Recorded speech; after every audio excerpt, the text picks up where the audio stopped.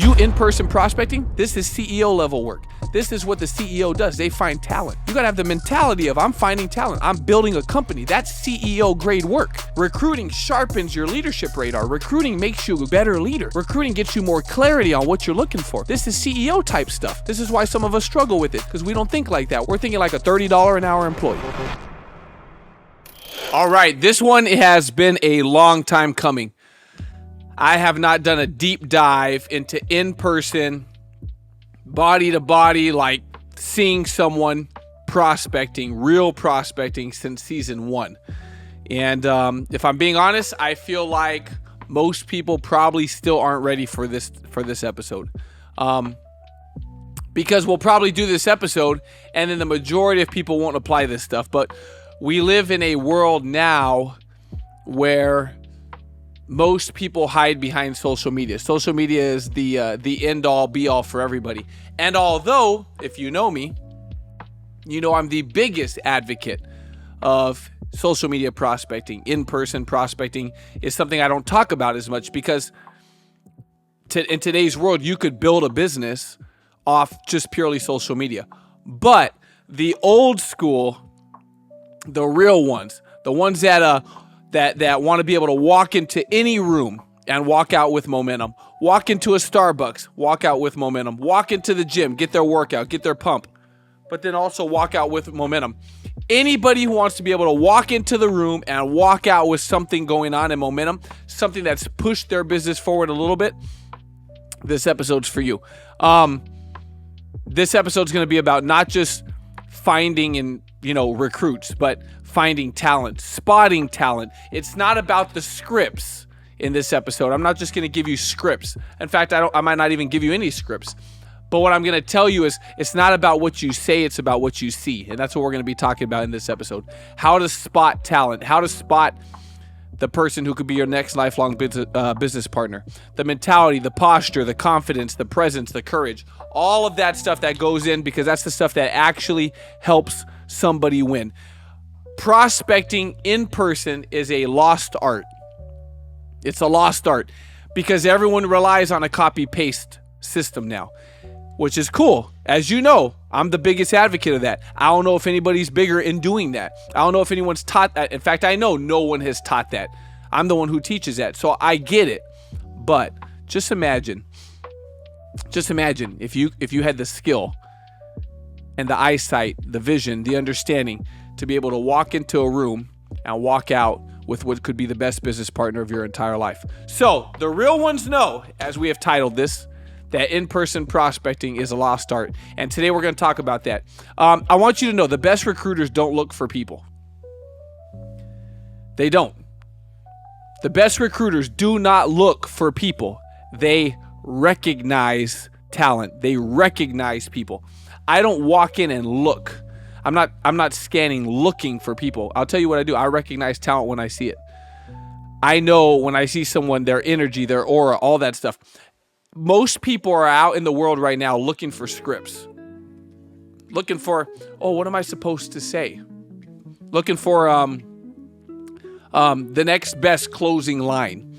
But I will tell you that the best recruiters and the best at in-person prospecting, at recognizing talent and finding it, it's not about what you say. It's about what you see. It's about knowing how to spot somebody that's got something special about them. I think you could build an entire business through your DMs. Just through social media. Whether it's through Instagram, LinkedIn, whatever you use. I think you could build a whole business.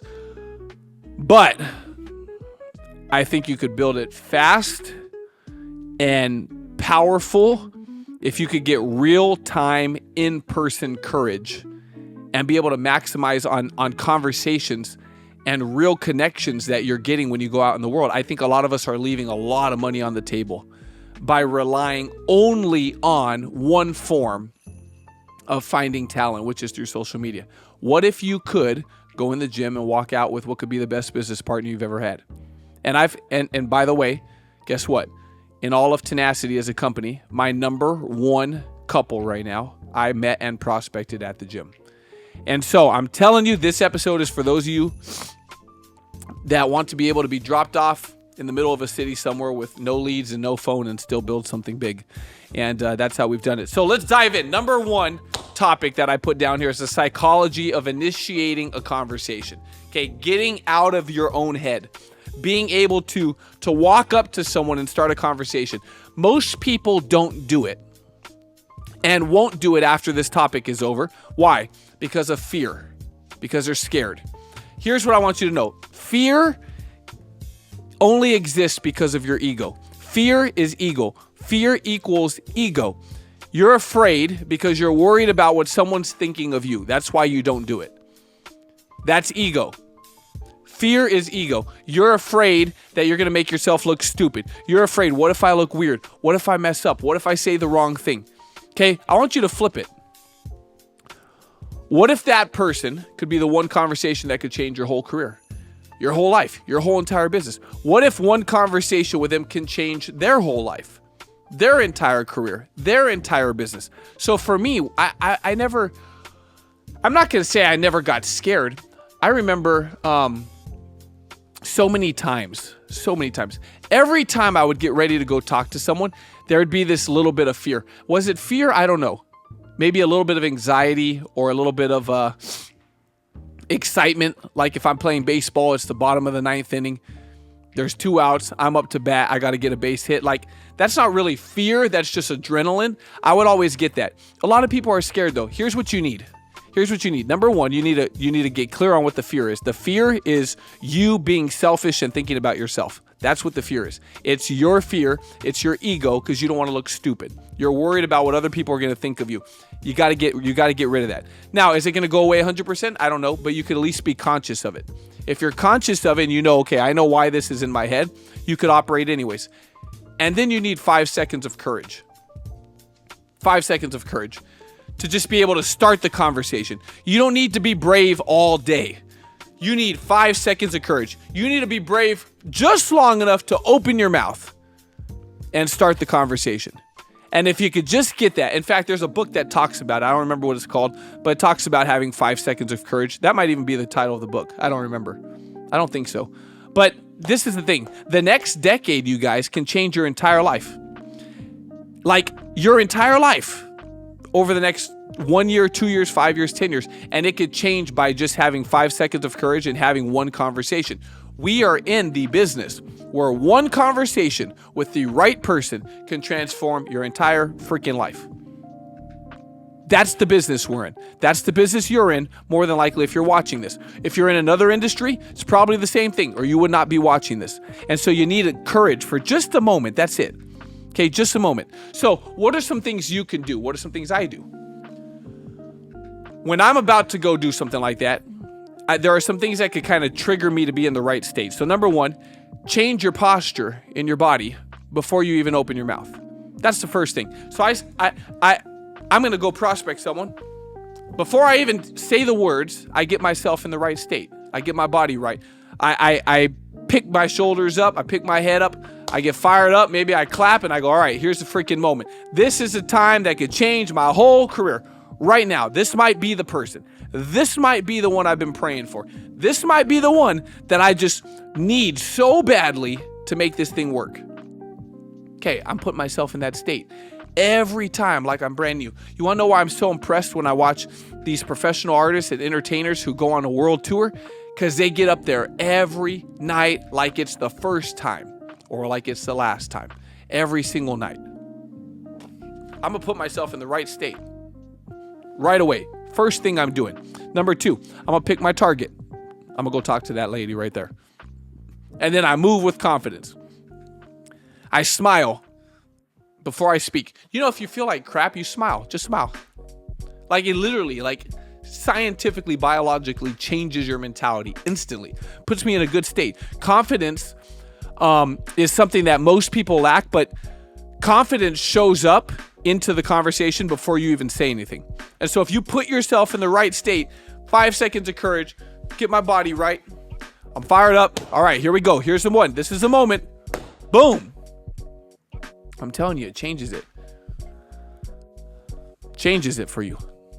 And when I'm prospecting these people, or I'm going to talk to this guy at the gym, or I'm going to talk to this lady at the grocery store, In my mind, I'm like, they already like me.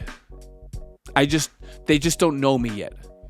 I already like them. I just don't know them yet. Like I'm reminding myself that every friendship, every relationship, every business partner that I've ever had started with first being someone I didn't know. Okay, so that's the first thing. It's getting yourself in the psychology of initiating, right? Getting past your own head. Stop being scared. Okay, this is a big part of it. And then there's the body language. And just so you know, the body language is a whole nother game, because the body language communicates more than your words do almost. In fact, in most cases, it does. Like 85% of communication is body language. So, what should your body language look like before you even say anything? Take note of it. How's my energy? How's my posture? If I'm slouched over, guess what that means? I have no confidence and I have low standards. Okay? If I'm gonna walk up to someone, I put myself in a good place, in a good confident state, shoulders back. I make eye contact. What does eye contact do? It communicates trust, as long as you're not creepy. Don't make creepy eye contact. But I'm gonna look them in the eye when I'm talking to them. I'm not gonna stare off into the distance. I'm not gonna look past them. I'm gonna try my best to make eye contact. Now, some people, they don't like when you look them in the eye. Well, pick up on it. Use some common sense, okay? But when you're talking to someone, just remember, in this moment, I gotta be confident. I gotta be confident. Energy is everything. Before you say the words, they don't even hear what you say in a lot of cases. They're feeling what you say. Body language. The words are such a small part of the entire event. It's how you say it. It's the tone in which you say it. It's the body language. It's the handshake. It's the smile while they're talking. It's the questions you ask and you're listening. And your body language says you're listening. Okay, these things are way more important. Way more important. Your body language and your energy and your mentality, it's either attracting people closer to you or it's pushing them away. It's the stuff that's not said that makes all the magic in the conversation. It's the stuff that you don't say, that they don't say. It's the stuff that's seen and felt, and it's the stuff in between the lines. Okay, this is a big deal. My number one focus when I'm moving out in the world is that my baseline energy gives the right impression. What's your baseline energy? It's like it's your default setting, right? Where I walk with confidence, not arrogance, but confidence. When you walk into the building, walk like you own the place. Even if you're walking in by yourself, walk like you own the place. Get used to this, that your baseline energy is that of someone who's winning and successful in life, because successful people move with confidence. Now, how do we spot talent? Because you're not looking for everyone. This is a reality. You're not looking for everyone. You're looking for certain people that have something special about them. That's what you want. There are a lot of people in the world that have something really special about them.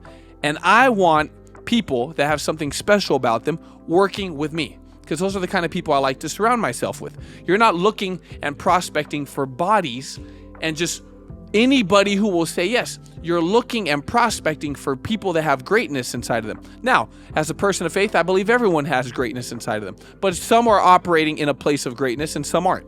I'm looking for the people operating in the place of greatness. And those are people I could build with. Those are people that can win. So I wrote down, and I'm actually going to read this off my notes, because I wrote down a couple key things. I was like, when I go prospect, which I really don't go prospect, I prospect as I go through life. But in the beginning of my career, I went prospecting. I woke up, I got dressed, I put on my suit, I went to the office, I checked in, got myself moving, and then guess what? I went out in the world and I said, I'm going to go find me some prospects. I'm going to find me the people. And every day I was fired up. I'm going to find the one that can change my life. And if you know my story, the one that changed my whole life was not an in-person prospect. It was actually a cold call off of a business card that was pinned on the wall at a car wash, along with 600 other business cards. And probably 5.5 hours into calling all these business cards, I called this one realtor named Ethel Rucker, who I'm forever grateful for, even though she didn't stay in business with me. She introduced me to everyone, who became the team that got me over 100,000, crossed 6 figures for the first time in my lifetime, got my promotion, opened an office. All that came, and to this day, they're the longest team that's ever been in business with me. It was actually not an in-person prospect. My top couple, though, like I said, was an in-person prospect at the gym. So I wrote down a couple of things. I was like, if I'm going out in the world today, what do I look for? Because I do it subconsciously now. It's just, I have a radar for it. I'm like, man, if they were in business with me, they'd smash it out of the park. I could just tell by the way they communicate, by the way they carry themselves, all that stuff. So I wrote down some key things that I look for. I was trying to like dig down into my own mind and go, what do I look for, even though I'm not conscious that it's what I'm looking for? So number one, if I see a group, I'm looking for the leader in the group. Who's the leader in the friend group? Who's the one who's running the show? Because every friend group has the one who's in charge, the one that everyone follows. Every friend group has that one person who makes the decisions, who calls the shot, who everyone listens to. So when I'm prospecting and I'm out in the world, that's what I'm looking for. There's 5 of you, which one's in charge? You could always tell who the boss is. And I'm looking for that. I'm looking for the person who carries himself with responsibility. The person who seems like they're the one. They're the one who, everyone answers to. They carry themselves like they're going somewhere.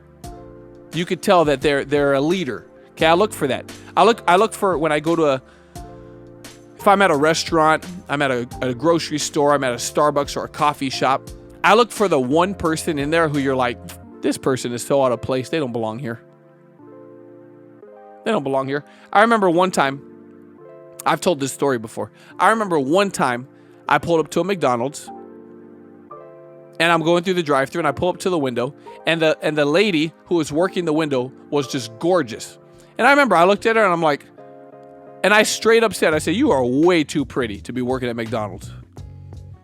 And she's like, you might think people tell me that all the time, but no one's ever said that. She's like, I really appreciate that. And I said, well, why are you here? She's like, I just got to make money. It was the first place who would hire me. I said, let me get your contact info. Ended up recruiting her later. She didn't stick, but I ended up recruiting her. I look for the person who's like, man, you're too sharp, bro. There's no way they pay you enough money to be here. Your people skills, your communication skills, your confidence, you're way too sharp. There's no way you're making what you should be making working here. Are you open to something else? This might be the day. This might be the day where you got discovered. I'm always looking for the person who stands out. Someone who's better than their circumstances. Someone who's more talented than their place of employment right now. Someone who's got more energy and more skills and more magic to them, where if we capitalized on that and they were in business with us, they'd smash it out of the park. That's what I look for. I look for that stuff. Recruiting, just so everybody knows, it's an art form. It's not even so much a skill. It's an art. It's one of those things that it takes feeling and connection. If you don't know what you're looking for, guess what? You're going to by default recruit what you already are. And that might not be what you want in business, especially if you're brand new. So you've got to get clear. I'm looking for people with talent, people with greatness in them, people who are special, people who stand out from the crowd, people who don't belong in their current employer because they got more to them and I could see it and I know it. Okay, this is a big, big deal. Also, the environments. There are places where recruiting happens really easily and naturally. There are places where quality people, not that anybody's not quality, but I'm talking strictly business, okay? Quality people operating in a space of greatness, operating in a place of hunger or ambition. There are places where these people frequent regularly. I wrote a couple of them down. Upscale gyms. I work out in an upscale gym where everybody in the gym takes their fitness very seriously. And it doesn't mean everybody in the gym is in shape, but they're serious about it because they're paying 3 to 4 times more to go to my gym than they are to the local LA Fitness or 24-Hour Fitness.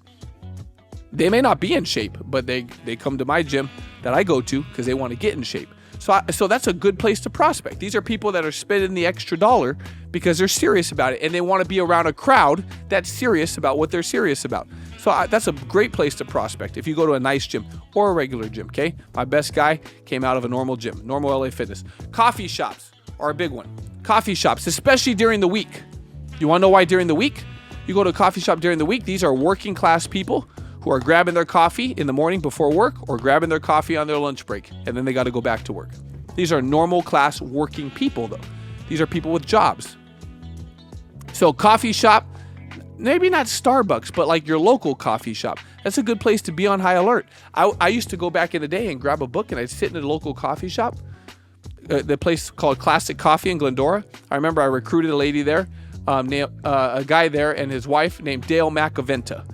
Recruited him out of that coffee shop way back in the day. I probably made $100,000 training them. They didn't stick, but we made a lot of money and they learned a lot, and we're still friends to this day. I sat in that coffee shop reading a book called The Magic of Thinking Big. The Magic of Thinking Big by Schwartz. I sat there. I probably didn't do a whole lot of reading, to be honest, but I looked like I was reading, and I watched people come in. And I remember seeing this guy and his wife, Filipino couple, super sharp, good-looking people. And I said, hey, bro, I said, do you mind if I ask you a question? What is it that you do for work? You look sharp. What do you do for work? Started the conversation. He asked about the book. Started the conversation. Continued the conversation. Got his contact info. Ended up recruiting him about 6 weeks later. Became clients. Wrote a bunch of policies. Made a bunch of money.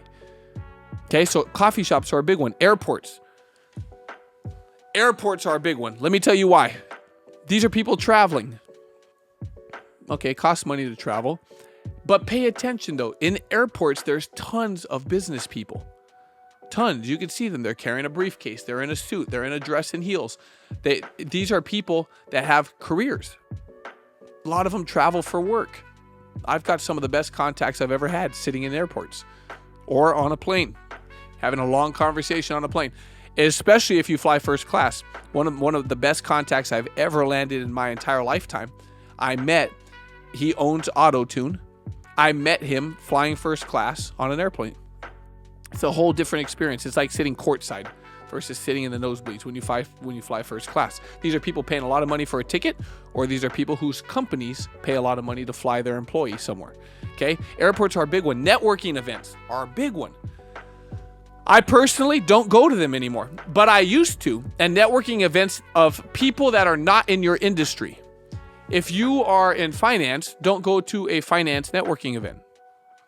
Go to a real estate networking event. I have never had a lot of success with realtors, to be honest, but go to networking events that are people not in your industry.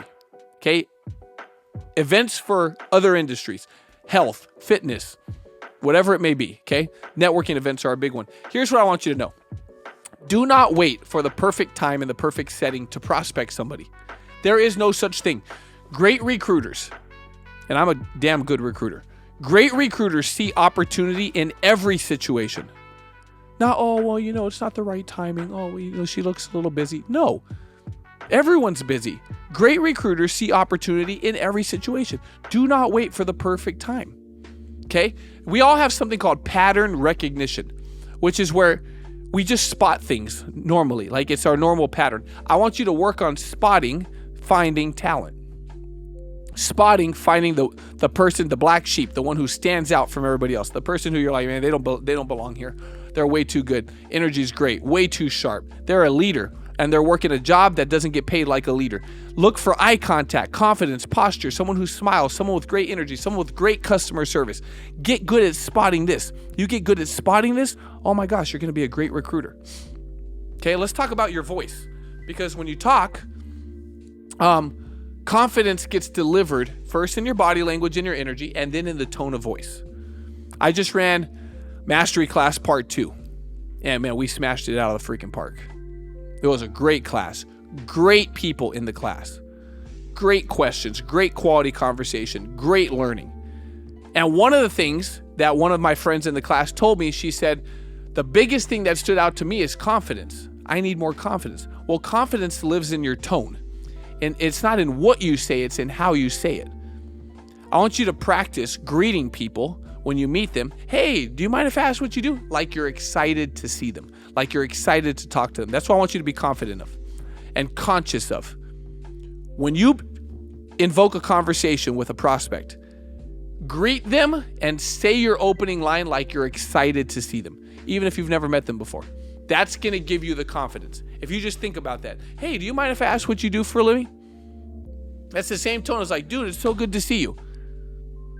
That's one of the biggest secrets I could give you in prospecting. I consciously use that tone when I meet someone. It comes off genuine. It comes off grateful. I'm very big on trying to make, how should I say this? Normal people feel seen, especially when they work in positions and jobs where they usually get overlooked. Those are the things that make you stand out.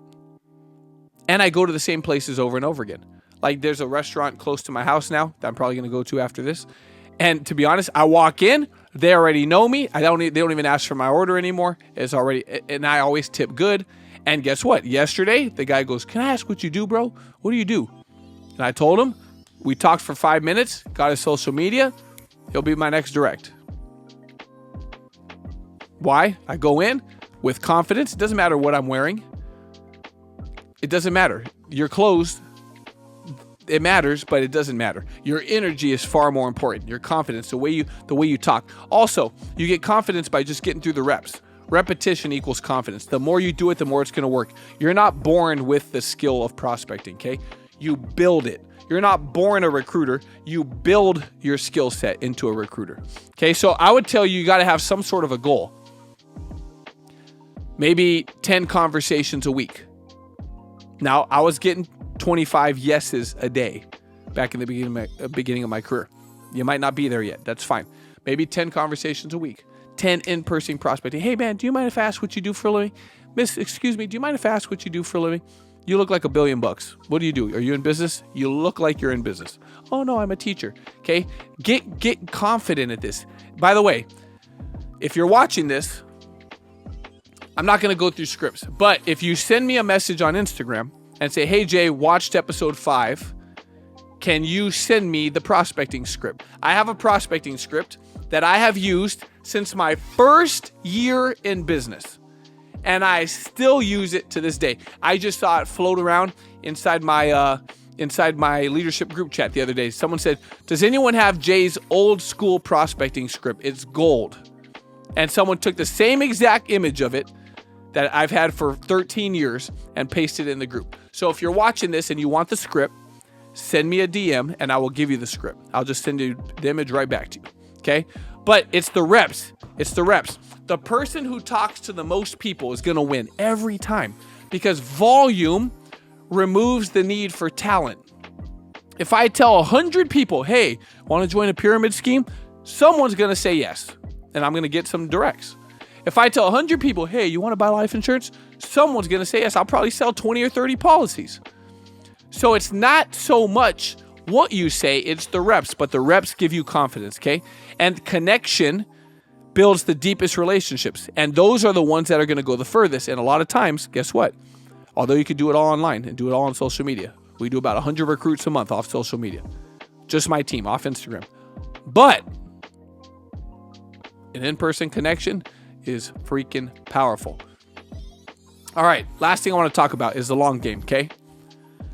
Because if you do this right, you're not building a team, you're building a company. And if I think I'm building a company, then I'm in this for the long haul. Every single conversation I have is a future potential lifelong business partner. Every conversation. A future potential lifelong business partner. Someone we can build with. I'm not just looking to change someone's job. I'm looking and betting on their destiny, on the fact that we could build something together, on the fact that they have greatness inside of them, that they want to operate in a place of becoming the best version of themselves. That's the conversation I have. I walk out like I'm the freaking boss, because I am, and I'm looking to give someone an opportunity. "Hey, you want to work this job for $25 an hour for the rest of your life? I got a shot for you. Let me get your contact info. I'm going to have someone call you when I get back to the office. Can't guarantee you anything, but it's worth a shot. It's worth a conversation." That's the mentality. Not, how long have you worked here? You guys, that is not going to get the job done. It's confidence, okay? You moving like you're out there to change somebody's freaking future. When you recruit somebody, you're offering them a path to having a legacy through so many things. In becoming a client, the lady who just started with me today, her and her spouse, I said, "What are your top 5 goals?" Number 2 on her list, she said, "It's actually more important than number 1. We need to get our own financial stuff done. We really need this."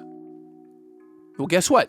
That's offering legacy. When our best friend passed away in the business and left behind $1.6 million, the day I messaged her on Instagram, I wasn't thinking, Oh, she'll pass away around 32 years old with a 6-month-old baby and 2 other children, and we're going to deliver this $1.6 million to her family. That was never in my mind or in hers when she became a client.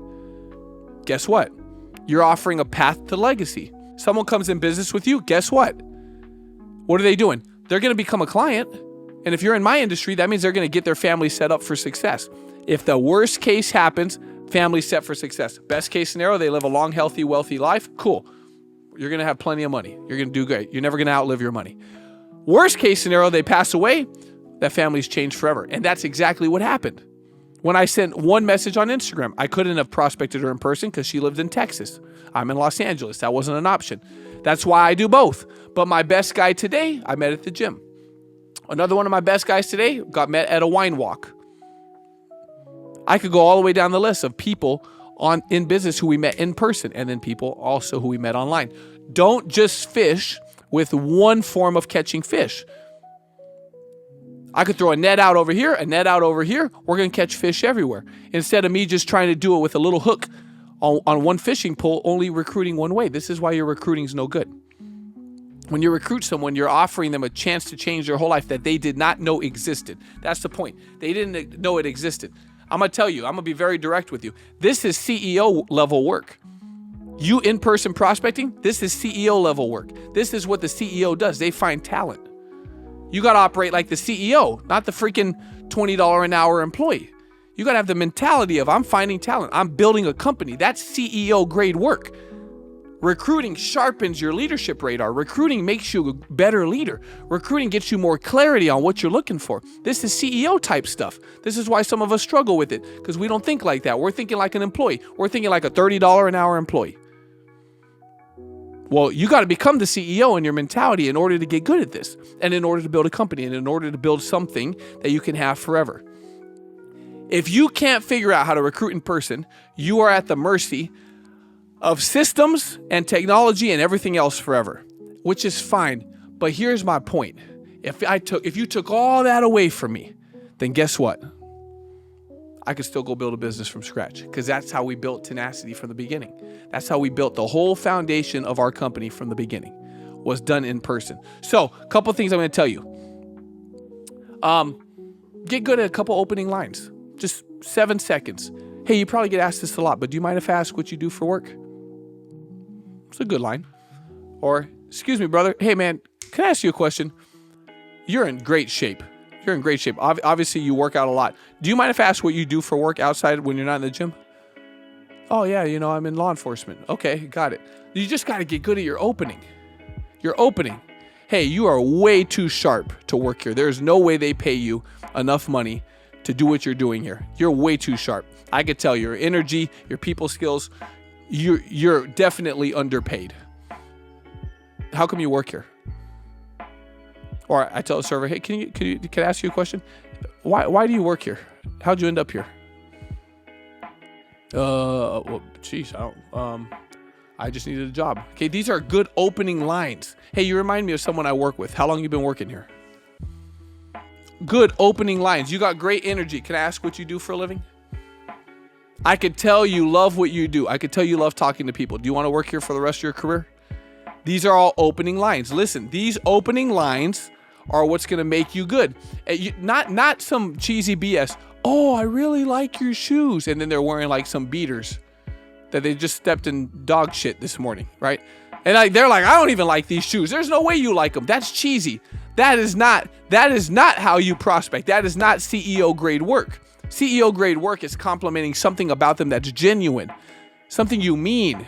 If you can't compliment them, that you don't know what you like about them, don't prospect them. I prospect people that I like something about them. Every person I meet is a door. Every person. Some doors are locked. Some doors open really easily. Some doors, they lead to 1,000 other doors. But every single person I meet, in my mind, is a door. Some doors are locked now and they'll unlock later if you just keep knocking on them. Every person is an opportunity. And I go through life and I collect people. It's my favorite part of the business. Hey, man, let me get your social media. You're on social media? Hey, miss, do you mind if I ask what you do? Oh, that's awesome. Let's connect. What's your social media? And maybe I tell them right up front, man, we got to talk about business. If you were in business with me, with the skill level you have, I watched you the last 20 minutes, the way you interact and the way you're a leader and the way all your group of friends follow you. If you were in business with me, you'd make 6 figures. I have no doubt in my mind. What do you do now? And are you open to learning something new, even if it was just part-time? Let me get your contact info. Some of them, I'm going to do that. Others of them, hey, let's just connect. Let's connect. Let me get your social media. Cool, sweet. And then they'll watch my page, they'll watch my content. I'll respond to a couple of their stories and I'll recruit them 2-3 weeks later or 2-3 years later. I don't know.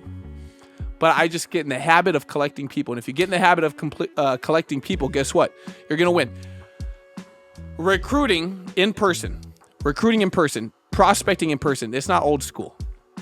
It's a lost art though, for sure, but it's not old school. This is elite school. This is CEO level operating.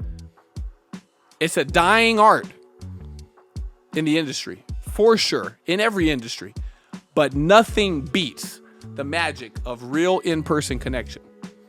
And if you can get good at this, you can separate yourself from everybody. All right, as always, 3 things. Number 1, we got the GOAT Sledge. If you are not in the GOAT Sledge, get in the GOAT Sledge, okay? It's free. It costs nothing. I'm posting content in there constantly. This topic was picked by people in the GOAT Sledge. I put a poll in there. You want me to do this or this? It was very clear they wanted this topic. We haven't dove into this in like 5 years. And so this was great, and I think we did a good job. Number 2, the Mastery class. If you are not in the Mastery and you were never a part of the Mastery, we have Class 1 and Class 2 fully studio produced. Producer did a phenomenal job, as he always does. And if you want to get into the Mastery, you could send me a direct message. It's all over my profile. DM me. Tell me, hey, I want to get into the Mastery. We'll get you into the Mastery. There's over 400 people in a Telegram group, and they're constantly interacting all day, and they're all focused on recruiting. Okay, it's the best recruiting content you will ever get in your entire freaking life. I can say that with confidence because I know no one has ever in the history put out better content on recruiting and a better master course on recruiting than we did on that class. And then the last thing is, as always, those of you who share the podcast and support the podcast mean the world to us. And as a thank you, I just do social media audits. I'll look at your page, tell you what's working for you, what's not working for you, give you some feedback, see if there's anything we could do to help. All you got to do is DM and ask, but we appreciate you. Tons of love. We look forward to seeing you soon, and we are out.